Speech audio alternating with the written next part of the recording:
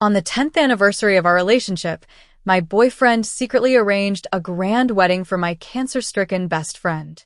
Her final wish was to marry him, and he agreed, without telling me. Rey Hall blocked all news about it, forbidding anyone to inform me, but my best friend live-streamed the entire ceremony for me to see. That night, I cried until I fainted. After the wedding, Rey stayed with her on the island. Then, on a day when my heart condition flared up, he rushed to take her to the hospital, leaving me behind and almost costing me my life. In pain, I accepted a proposal from Nathan Foster, a prominent figure in Seattle's elite circle. 01. He kept confirming, "Trina Barton, are you really willing to marry me?" Every few minutes, he'd message me to make sure. After I agreed, he sent me over a dozen diamond ring designs to choose from, each one more breathtaking than the last. "These are rings I bought at auction. Do you like any of them?" When I didn't reply right away, he messaged again a few seconds later. "If none of these suit your taste, there's a jewelry auction in the UK soon. I'll take you there to pick one yourself." After examining the rings carefully, I sent a voice message to Nathan. "The graph pink diamond looks beautiful. Let's choose that for our wedding ring." Just then, Rey appeared behind me. He overheard the words "wedding ring," and for once, his normally composed face showed a flash of panic. "Wedding ring? What wedding ring?" he asked, staring at me with an intensity that almost unsettled me. I met his gaze with indifference, ready to come up with an excuse. But just then, my phone rang. It was my best friend, Elena Turner. I answered, and her tearful voice came through the line. "Trina, is Rey with you? I just had another nosebleed. I'm so scared." Before I could respond, Rey grabbed the phone from me. "Elena, don't worry. I'll be there right away," he assured her urgently. Then, without another word to me, he rushed out. I was left standing there, forgotten, as he ran to her side. Only then did I remember that he had asked me to join him for a night cruise on the Pearl River tonight, a plan he'd made to make up for missing our 10th anniversary. So this is what it feels like to finally let go of someone. Watching him run after another woman, my heart remains calm, untouched, as if nothing could stir it anymore. My phone rang again. This time, it was Nathan. "Trina, are you ready? I'll pick you up in Boston tomorrow." Gazing into the distance, I replied softly, "Give me a week to settle things here. After that, I'll return to Seattle, and we'll get married." His voice was warm on the other end. "All right, I'll be waiting for you. If anything comes up that you can't handle, remember, I'm here." After we hung up, I called Grandpa Hall to say goodbye. He and my grandfather were comrades in arms and shared a deep bond. When I was 8, doctors diagnosed me with a severe heart condition. As luck would have it, the Hall family owned a renowned private hospital specializing in cardiology, so my grandfather decided to send me to them in Boston for treatment. Since then, Rey's parents have cared for me as their own, and Grandpa Hall has always looked after me with boundless kindness. As I prepared to return to Seattle, it felt only natural to say my goodbyes. Rey didn't come home again that night. A message from Elena appeared on my phone. "Look at you with cake all over your face. So cute." Attached was a photo of Rey leaning down to take a bite of cake, with Elena playfully smearing cream on his cheek. Moments later, she deleted the message. "I'm sorry, Trina. I sent it to the wrong person just now," she wrote again. Rey thought it was cute and asked me to send it to him. "You're not upset, right?" I didn't reply. Instead, I went back to my room and quietly began packing my things. The following day at noon, Rey finally came home, carrying a gift he'd brought to apologize. "Trina, Elena's condition got serious last night. I just took her to the hospital," he said, watching me closely. I stayed silent as I opened the velvet box he offered. Inside was an elegant Van Cleef & Arpels watch, the strap circled in diamonds. Beautiful, extravagant. Yet, I remembered he had once given Elena a similar gift. Mine was simply the pricier version. Noticing my lack of response, Rey asked with a hint of worry, "Trina, are you upset?" I answered calmly, "No. Elena's unwell. You should be with her." He gave me a curious look, as if sensing something off about my response. but eventually just sighed. "I'm glad you're not angry," he said. "After all, we have a long future ahead of us together." "But Elena," his eyes glistened with emotion. I had no patience to hear more. "Then, by all means, spend more time with her." With that, I turned to leave, but he caught my wrist, stopping me in my tracks. 02. When I looked up, my expression was flat, my gaze emotionless. "What is it?" I asked. Ray looked mildly annoyed, though he didn't seem to know why. Before he could say more, his phone rang again. Glancing at the screen, he looked back up at me. "Trina, I'll be on a business trip for a few days. I won't be back for a while."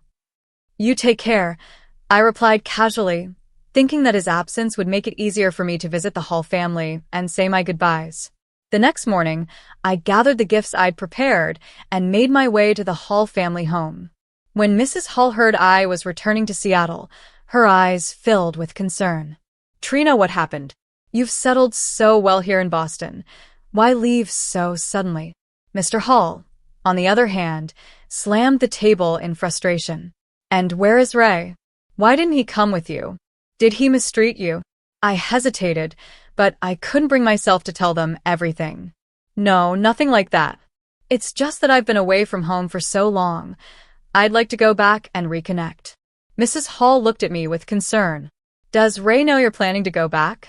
To keep things simple, I nodded. "Yes, he knows." With that, everyone seemed to understand there was no convincing me to stay. After exchanging a few more words, I stood to leave. Just then, the front door swung open, and there stood Ray, Elena beside him, her expression calm and assured. "Trina, what a surprise to see you here," she said with a smile, as if she were already a part of the Hall family. I held her gaze, my voice steady. "I don't need to explain to you why I'm here." With that, I brushed past Ray, heading for the door. Realizing I was leaving, Ray quickly followed, his voice urgent. "Trina, you've got this all wrong. I only brought Elena here so my parents could help her find a good doctor." He paused, as if trying to appeal to reason. "She's also your best friend, after all. You're not upset, are you?" I paused for a brief moment, his words fading as memories flooded back, his promise to me under the cherry tree when he was 18. He had said that marrying me was his lifelong dream. He once promised he'd bring me home to meet his parents as his future wife. But here he was, introducing another woman to the Hall family while telling me he was on a business trip. Seeing the anticipation in Ray's eyes, I replied calmly, "Why would I care? I've never been the type to hold grudges. People who aren't worth it don't deserve my concern." Ray looked momentarily taken aback. "Trina, do you really not care at all?" He was impossible to please. When he and Elena were close before, he called me narrow-minded for being upset. Now that I chose to ignore it, he still wasn't satisfied. I saw no point in explaining myself. Without another word, he leaned down and pecked me on the forehead. "Be good and wait for me at home," he said softly. As the elevator doors closed, I wiped my forehead. The gesture left me feeling sick. On our 10th anniversary, Ray had also dodged me with some excuse about a business trip. That night, I received a video call request from Elena. When the call connected, I could hear the lively sounds of a wedding celebration, and it slowly dawned on me. The wedding was Ray and Elena's. 3 months ago, Elena had announced her terminal diagnosis on social media with a post that read, "Before I die, I want a wedding with the person I love most." At the time, I hadn't sensed anything amiss between us, and even left a comment asking who this special person was. She had simply replied, "You'll find out when the time comes." Learning the truth felt like a knife twisting in my chest, leaving me breathless with pain. Desperately, I dialed Ray's number, calling again and again, wanting to understand why he had done this to me. But that night, he didn't answer a single call. I cried until I passed out, while he was spending his wedding night with Elena. Thankfully, it would all be over soon. Later, after I had returned home, Elena called. "Trina, I'm really sorry. I honestly didn't expect to run into you today." I just let out a bitter laugh and said nothing in return. Elena took a deep breath, her tone laced with envy. "Mrs. Hall is so wonderful. She was so kind and caring toward me," she said. They even said they'd do everything they could to find the right doctor for me. She paused, then lowered her voice. Trina, why couldn't it be me marrying into the Hall family? It could be her, of course, if she had the ability to make it so. Well, let me wish you two a happy marriage in advance, I replied coolly before hanging up, tempted to block her number entirely. Maybe that would stop her from reaching out just to flaunt her place in my life.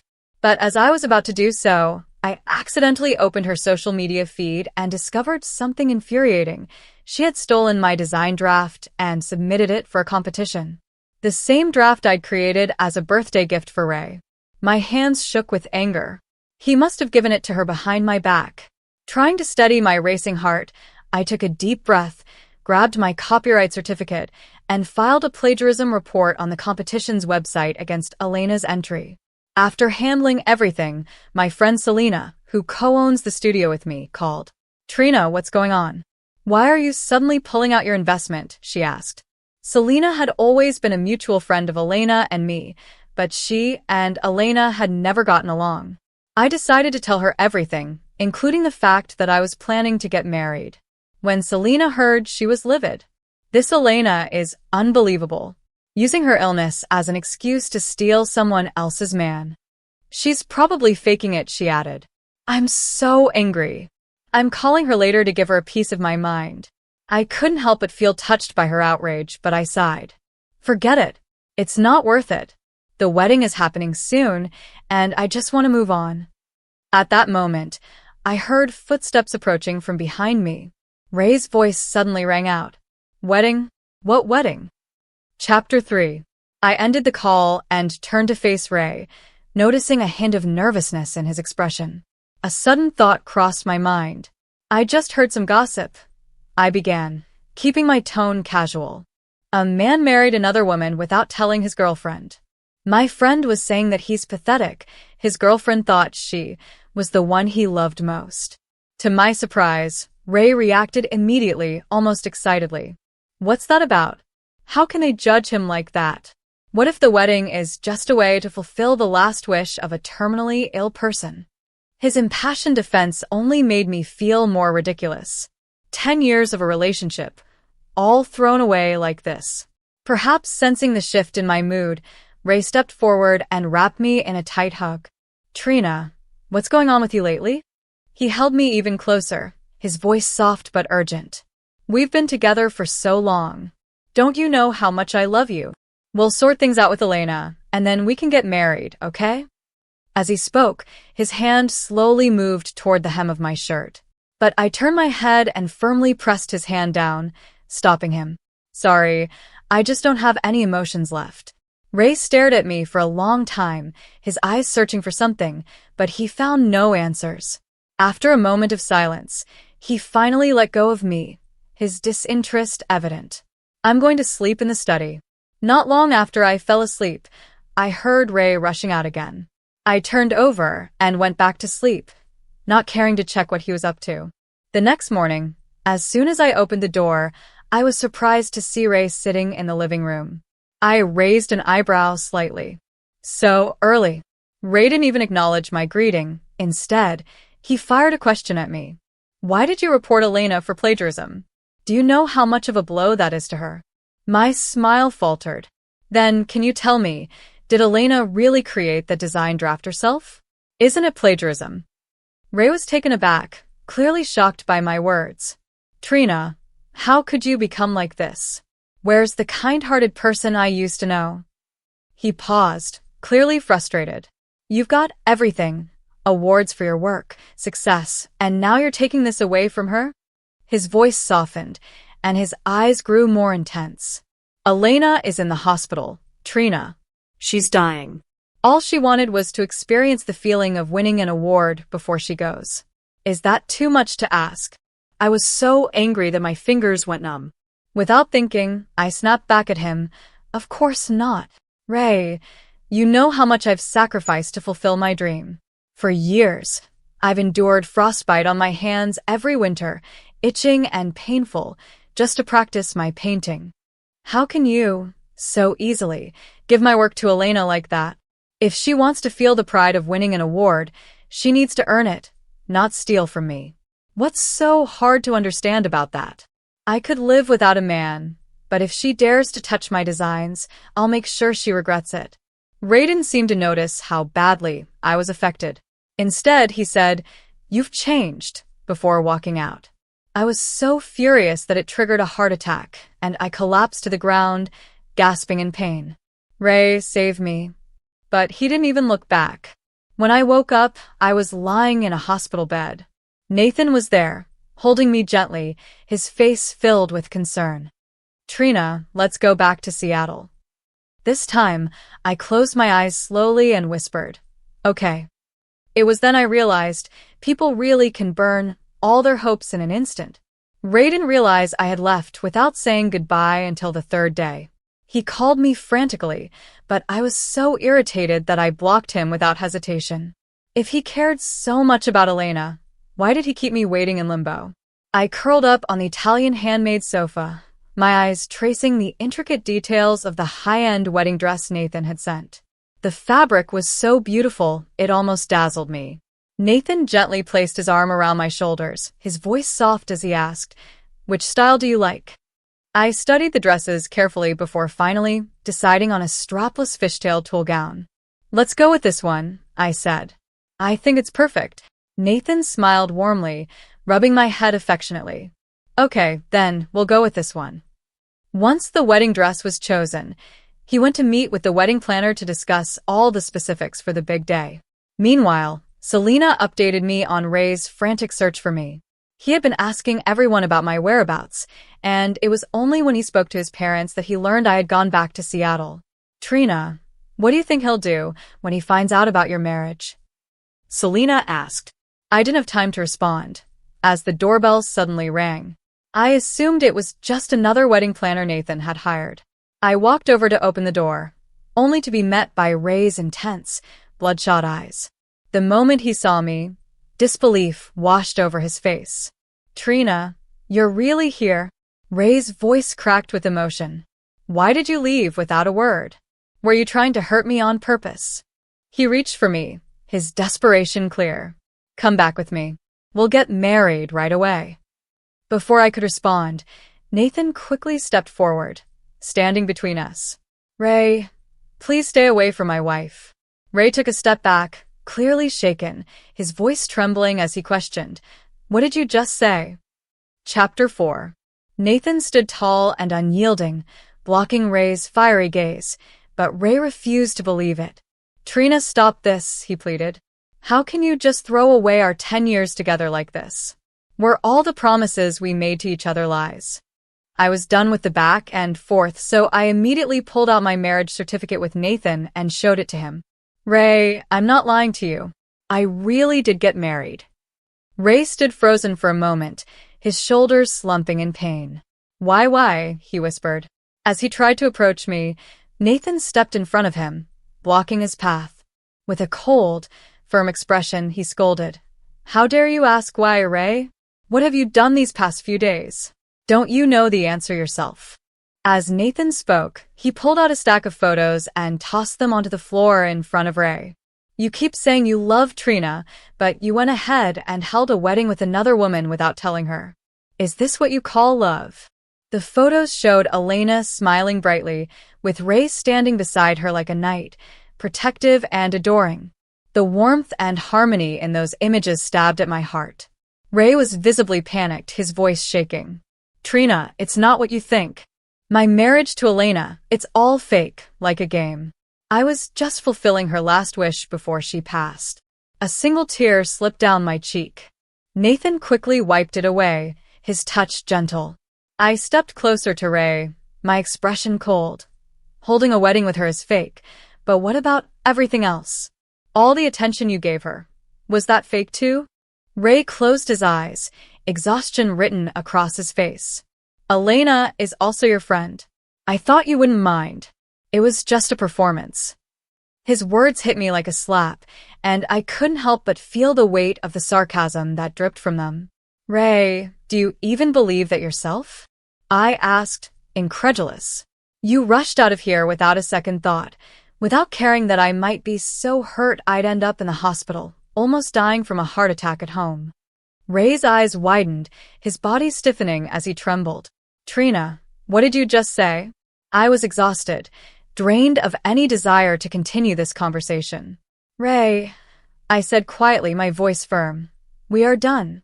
Chapter 5. Rey's expression darkened, his face clouded with anger. His gaze locked onto me, and in just a few seconds, it shifted from guilt to stubborn refusal. He sneered, his voice dripping with disdain as he spoke. It doesn't matter. Even if you're married, it doesn't change anything. If I have to, I'll drag you back to the Civil Affairs Bureau and make you divorce him. With that, he pulled a blank check from his pocket and tossed it at Nathan. Have you heard of the Hall family? Rey spat, his eyes full of venom. Fill in the check yourself and divorce my wife. Otherwise, you'll regret ever crossing me. I was infuriated by Rey's arrogant and disrespectful behavior, ready to lash out, but Nathan stopped me with a calm gesture. Rey, is this your grand plan to win back your lover? He asked, his tone light but laced with sarcasm. It's not exactly impressive. The words hit Rey like a slap. His face turned red with fury as he shouted back. It's none of your business, he snapped. Do you even realize who Trina and I are? We've been childhood sweethearts, together for 10 years. You think you have a chance to steal her away from me? As long as I tie her to me, day in and day out, she'll be mine again. She'll come back to me. Rey suddenly raised his fist toward Nathan, his eyes wild with fury. I gasped in shock, crying out, Rey, you've lost your mind. But just as the punch came down, Nathan effortlessly blocked it. His cold expression hardened as he stared at Rey with a mixture of disdain and anger. Tie Trina back? Nathan's voice was ice cold. What do you think she is? Some object you can control and dismiss at will. Despite Rey's years of intense physical training, his body built with muscle and strength, he was no match for Nathan. In a flash, Nathan subdued him as if he were a child, rendering him powerless. Nathan's lips curled into a sneer. With a single nod, the bodyguards in the room sprang into action, swiftly tying Rey up with thick ropes. Rey thrashed against them, his veins bulging with rage. Asshole, do you have any idea who I am? Rey shouted, struggling against the restraints.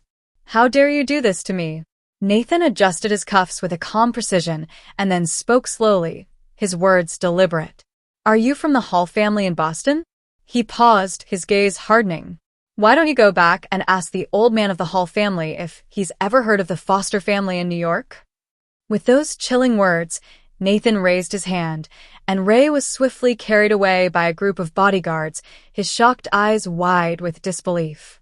Nathan paid him no further attention as the room emptied, the tension thick in the air. The Hall family in Boston might have lived in luxury, but Nathan's power and connections were far beyond what Rey could comprehend.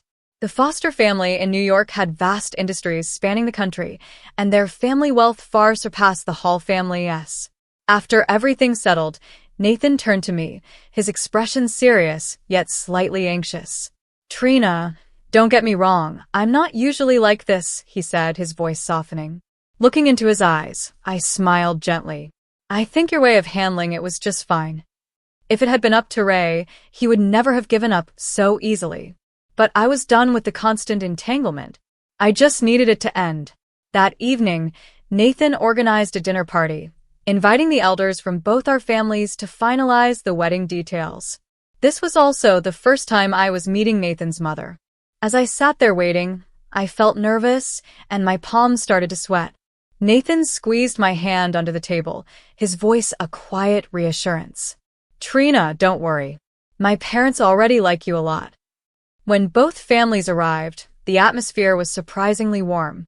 When Nathan's mother saw me for the first time, her face lit up and she beamed at me. She reached into her bag and pulled out a brocade box, handing it to me with a smile. Trina, I've heard so much about you from Nathan, she said, her eyes sparkling. I'm so glad to finally meet you in person. You're even more beautiful than I imagined. I was momentarily stunned by Nathan's words. I first met him at an art exhibition. He was an exhibitor, and I was the curator. We hit it off immediately, enjoying lively conversations. Just 2 months later, we had already decided to get married. I couldn't help but wonder, did he often talk about me with the foster family? Seeing me lost in thought, Nathan gently nudged me. Go ahead, open the brocade box, and see for yourself. I guessed it might be a gift to mark our meeting, perhaps a watch or a designer bag. But when I opened the brocade box, my mother, who was sitting beside me, gasped. Isn't this the foster family's ancestral jade bracelet? She exclaimed. Inside the box was an imperial green ice jade bracelet, its deep, rich color almost glowing. I remembered reading about it in a financial report where it was valued in the 9-figure range, an incredible family heirloom.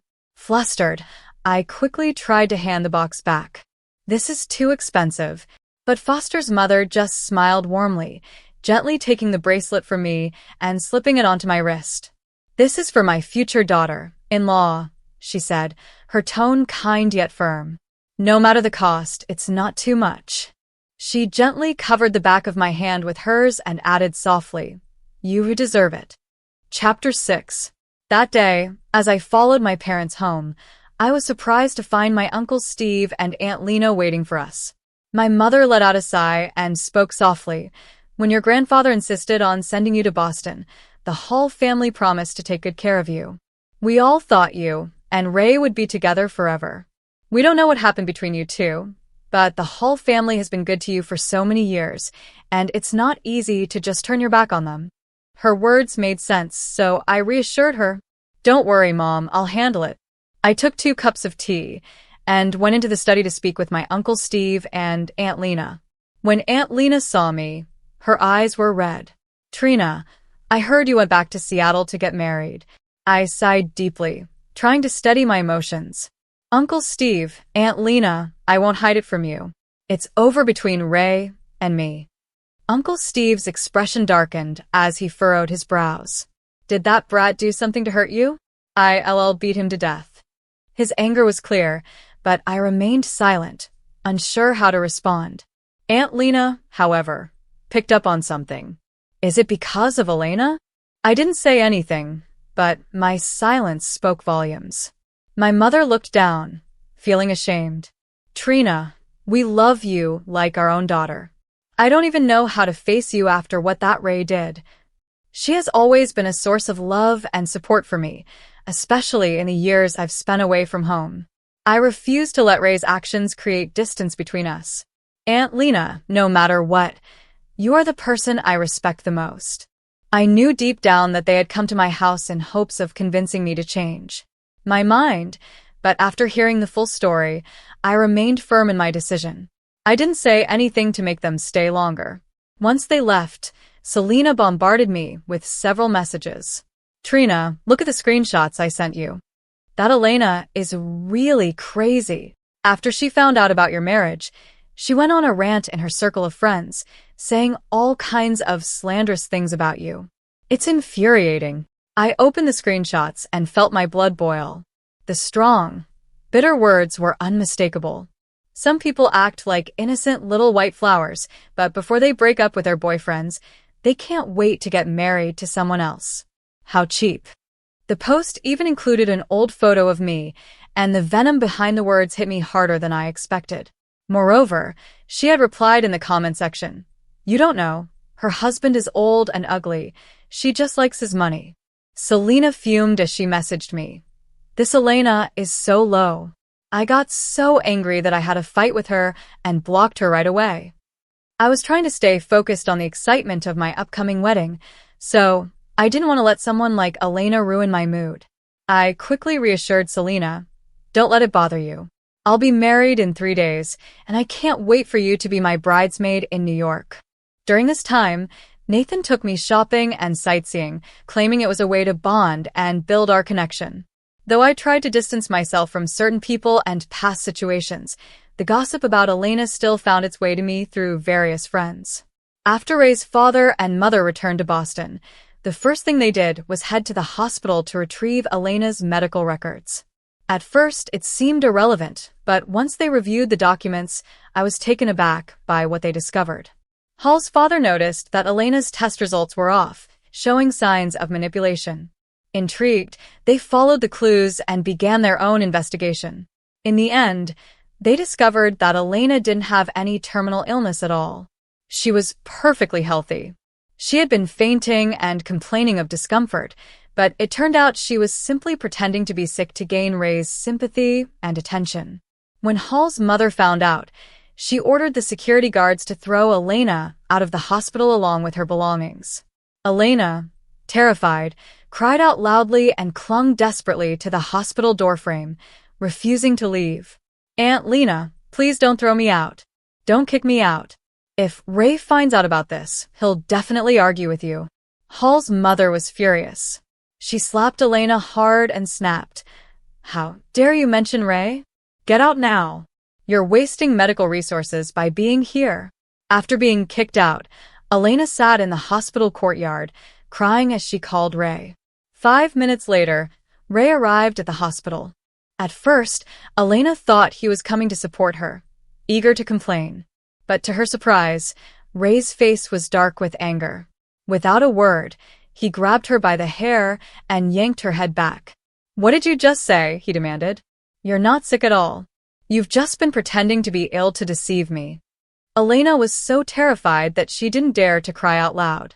Instead, she moved her lips, begging in a desperate tone. "Rey, I did it because I love you too much. And don't you love me too?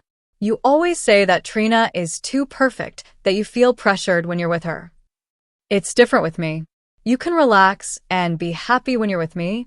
But before she could finish her plea, Rey slammed her to the floor. "Who do you think you are? Do you really think you can compare to Trina? 10 of you aren't even worth one of her fingers." Chapter 7. Elena managed a bitter smile at his words. "Rey, why don't you just admit it? You've fallen for me," she said.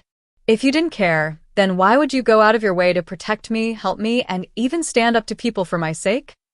Rey looked at her, unflinching, and finally gave her the harsh truth. "I looked out for you because Trina asked me to. She wanted me to be there for you as her close friend. I did it to put her mind at ease." He paused, his voice firm. "Without the tie to Trina, do you honestly think I would even spare you a glance?" Elena's face twisted in shock and disbelief, and she shook her head wildly. Her voice rose to a piercing scream in the middle of the street.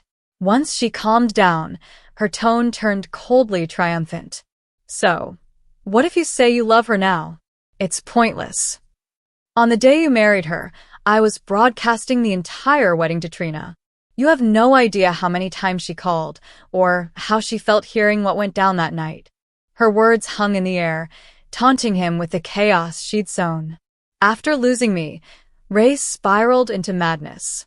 He dragged Elena into his car, flooring the accelerator and recklessly speeding toward the river. "If I can't have Trina, then we'll go down together," he shouted, voice laced with despair. Elena, terrified, screamed as the car veered dangerously. When traffic police finally managed to intercept Rey's car, she collapsed in sheer relief. 3 days later, just a day before my wedding, my phone rang.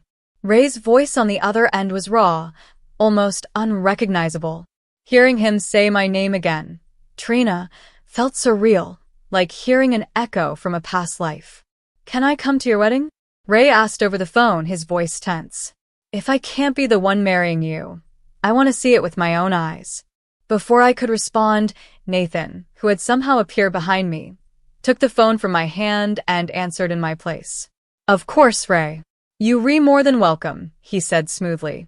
"In fact, I'll make sure to personally toast to you." On the other end, Rey's voice bristled. "Hand the phone back to Trina. This has nothing to do with you." Nathan's eyes sparkled with a hint of mischief. "Actually, as her husband, it has everything to do with me," he replied calmly. With an angry grunt, Rey hung up. Nathan returned my phone, the tension in his stance softening as he looked at me with warm concern. "You're not upset with me for stepping in, are you?" he asked, sounding uncharacteristically nervous. I laughed softly, relieved. "Not at all. You handled it perfectly. You saved me from a lot of stress. He seemed to relax, though his gaze held a hint of worry. I'm glad to hear that. I was worried I might have crossed a line. I looked at him, touched but also hesitant. But, are you really sure about letting Rey attend? I know him. He's not one to give up easily. What if he tries to disrupt the wedding? Nathan shook his head, unconcerned. Don't worry, Trina. With me there, he won't get the chance. Nathan was never one to be intimidated. I'd seen his strength and resolve firsthand. But in this moment, he was gentle, patient, willing to protect my peace. Moved, I stepped forward and hugged him. I could feel him tense slightly before relaxing into the embrace, his arms wrapping around me with quiet reassurance. Thank you, Nathan, I murmured, my voice full of gratitude. Thank you for standing by me, for giving me dignity when I needed it most. His hand gently stroked my hair, his voice warm and sincere. Trina, with us, there's no need for thanks. On the wedding day, the venue was packed with guests. In the hotel dressing room, I couldn't shake my nerves. Nathan popped in several times, each time bringing me milk tea and snacks, which made Selena laugh. Oh, the groom is determined to spoil his bride, she teased, grinning. At this rate, he'll feed you until you can barely fit down the aisle. Nathan just chuckled, his gaze tender.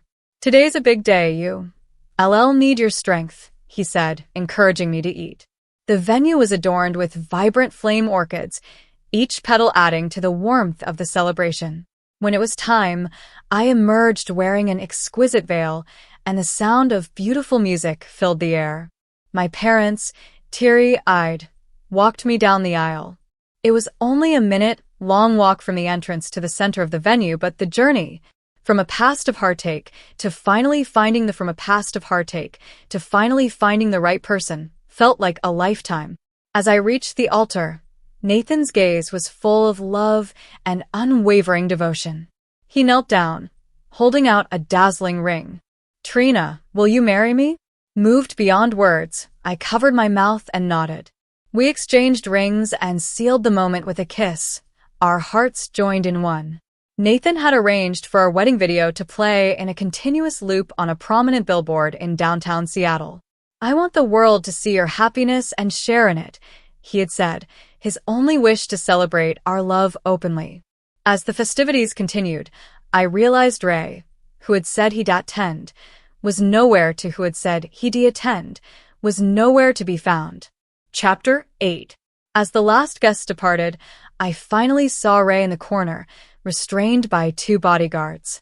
His hands and feet were bound, and a cloth stuffed in his mouth prevented him from making a sound.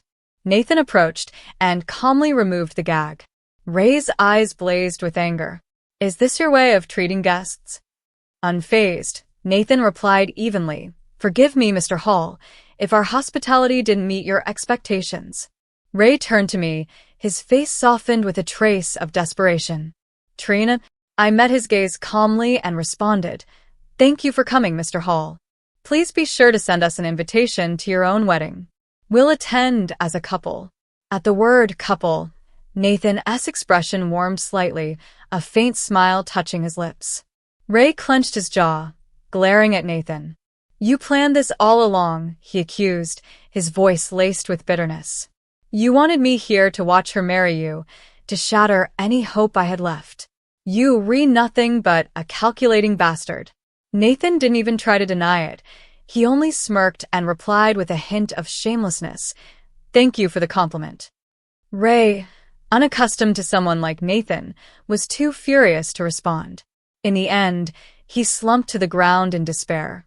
Trina, he whispered, do you know how much I had prepared for this? I swore I'd win you back today. But when I saw you walking toward him, looking so happy, it felt like swallowing glass. I could barely breathe. I looked at him, unfazed. Oh, that's normal, I replied. I felt the same when I heard you and Elena had your wedding. At that, the light in Rey's eyes completely faded. Nathan's strategy had worked. Rey finally understood it was over. From that moment, our lives were set on different paths. Later, on our wedding night, I sat on the bed, fooling nervous as I heard the one tour running, feeling nervous as I heard the water running in the bathroom. The sound wrapped around me, filling the room with anticipation. Moments later, Nathan emerged, surrounded by steam, revealing his toned frame, his chest glistening. I swallowed, almost in awe. Nathan approached, leaning close to whisper in my ear, "Do you like it?" That night, I experienced pure happiness, and it felt like the perfect start to our life together. The next morning, I woke up sore and hoarse, my voice barely whispered. Still, I had to pull myself together because Nathan and I were attending his friend's banquet that evening. I chose a champagne-colored strapless dress, and when I arrived on Nathan's arm, a ripple of excitement spread through the room. After getting me settled, Nathan went off to greet his friends. The person closest to him there was Mr. Alan Reeves, the second son of the Reeves family, known for their involvement in the antiques business. As soon as he spotted me, Mr. Reeves came over with a grin. "So, you re the famous Miss Trina, the one our young Master Foster can't stop thinking about," he teased. I smiled back politely. "Mr. Reeves, it's a pleasure. I've heard a lot about you." Alan chuckled, raising his glass. "You don't know the half of it. Since he first met you as a kid, he's been mentioning you to us ever since. When you became a painter, he went out of his way to support your exhibitions and even bought all of your paintings. You could say he's been quietly devoted to you for years." Another person nearby chimed in. "That's not all. He opened a branch in Boston just to be close to you." Listening to them, everything suddenly made sense. All the times Nathan seemed to appear just when I needed him, even showing up to take me to the hospital when I had a heart attack. It wasn't just coincidence.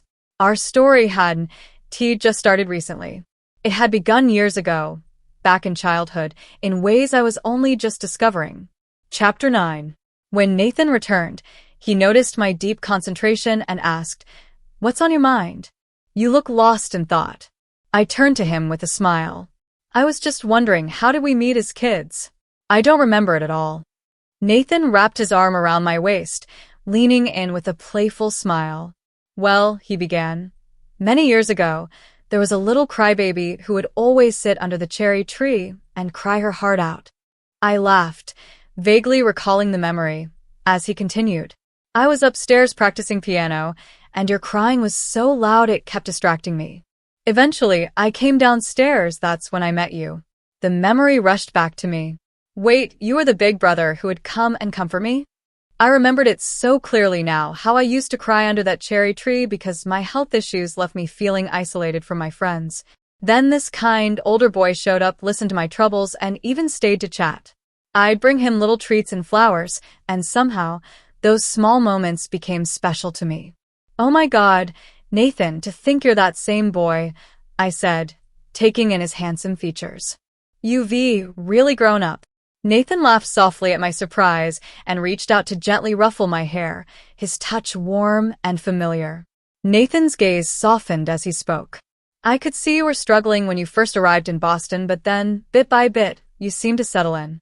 You even started dating Ray." He paused, his tone laced with a quiet sadness. "I was uncomfortable about it, but I thought if being with him made you happy, then I could live with it." He sighed, a bitter smile tugging at his lips. "But as time went on, I saw that you weren't truly happy with him. So, I did what I could. I quietly supported your career, cleared any obstacles, and tried to make things easier for you." He laughed, almost at himself. "But I guess desires only grow. When I saw how little Ray valued you, I just wanted to keep you close and love you the way you deserved." A warmth spread through me, his words leaving a subtle ache in my heart. Meanwhile, after Ray returned to Boston, he spiraled, losing himself to despair, even neglecting his responsibilities. His grandfather, furious with him, took to disciplining him harshly, to the point that Ray ended up in the hospital. Elena had vanished. Some said she was seen wandering aimlessly in the city's poorer districts, appearing unkempt and out of touch with reality. Then one night, Selena called me with news. "Trina, you won't believe this," she said, her voice almost disbelieving. "I ran into Elena a few days ago. Hearing Elena's name again didn't stir any strong emotions in me. She felt like a distant figure from another life. Selena sighed. She's really hit rock bottom. Elena, barely recognizable now, still talking about marrying some rich heir and becoming a wealthy wife. But things are much worse. Some people on the street saw her, thought she looked pretty, and, well, she's gone through a lot. She's even more unstable now, and apparently, she's more than 3 months pregnant. I felt no sympathy. We all responsible for our own choices. I tried to help her once, but she repaid me with betrayal. After hanging up, Nathan appeared late, night snack. Hey, don't wear yourself out. I brought you some coconut sago. Take a break. Looking up, I saw his familiar, comforting face and felt a deep contentment. Outside, the city lights twinkled. Inside, my love was right beside me.